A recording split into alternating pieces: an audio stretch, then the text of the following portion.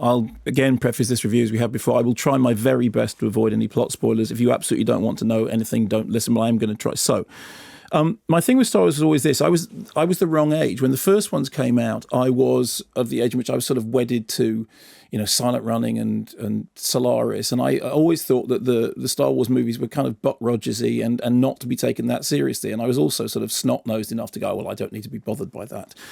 Years later, I was at Radio 1 when the prequels came out, as were you. Mm-hmm. And although I had never been a huge fan of the originals, I did like Empire Strikes Back, I knew enough to know that I thought the prequels were kind of letting the originals down. I remember going to see the prequels with a Radio 1 competition winner who was the world's most unbelievable Star Wars fan. And he was kind of disappointed. That was the famous screening in which William Friedkin was there. You remember that? Yeah. So I can't claim to be a huge fan from the outset, and I've always been somebody who's never really sort of clicked with it, never really got it. However, watching Star Wars: The Force Awakens, I had that weird experience of being a 12-year-old seeing, long time ago in a galaxy far, far away, and hearing the John Williams fanfare and going, oh, I get it. It's like that. And it was a really strange experience for me because as somebody who doesn't have the emotional baggage invested in the series, I mean, it was interesting what J.J. Abrams was saying there was, obviously it needs to tie in with the Star Wars universe, but he wants it to work for somebody who's new. Well, I have seen all the other films, but I've never felt particularly invested in them. And in the case of this, I was engaged. I thought it was exciting. I thought it was funny. I really, really enjoyed it. And I've now seen it twice. Now, obviously, the difficulty is, with anything to do with fan culture, and particularly with this movie, even talking about the cast list has threatened to be a plot spoiler. People are worried about who is and who isn't. So suffice to say, there are action sequences in it that felt terribly physical. And one of the things that really struck me was that the whole film felt like it had a physicality that was utterly lacking from the very, very heavily digitized prequels. In terms of the way that they've shot it, they've used 35mm and there's some 65mm IMAX. Incidentally, I saw it in IMAX 2D. I then saw it again in a more standard presentation. The IMAX 2D was breathtaking, and I know there is a 3D version. I haven't seen it, but having seen it twice in 2D, I don't feel any. And there was never any point in it where I thought, "Wow, these dogfights are a little bit unimmersive. I really need to have." In fact, I think it's one of the reasons why I saw it in 2D as well. Yeah. It feels like you're back in 1977 because you're looking at it in 2D, and it really does feel like it has a physicality. It feels like it has heft. It feels like it has weight. If you've seen the trailers, you'll know what I mean by that.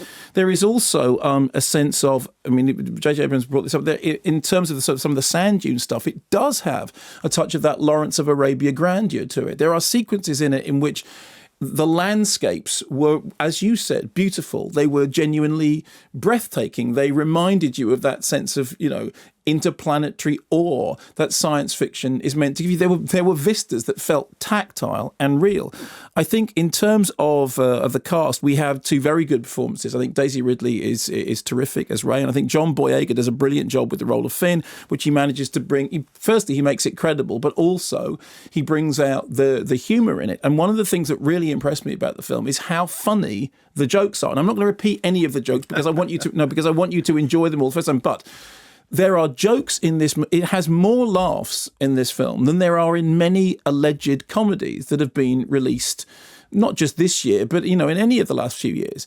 There are also moments of drama, moments of tragedy, moments of. There's a couple of moments when I actually went.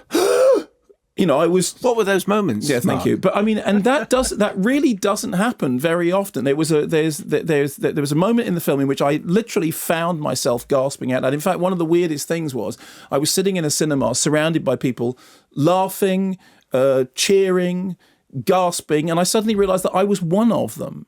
I suddenly had this weird experience which was bizarre because I had a 14-year-old to one side of me and 20, 30-year-olds to the other side, all of whom were massively invested in the story. So I think that what it manages to do is, to a skeptic like me, it made a very entertaining, very engaging, very dramatically solid reason for liking the Star Wars mythology. And I mean, obviously, as he said himself, they talk about history repeating itself and using sort of tropes and familiar tropes that we recognise. That's all absolutely fine. But what the film managed to do, that with the exception of Empire before, I think, had never done, was to make me feel emotionally engaged.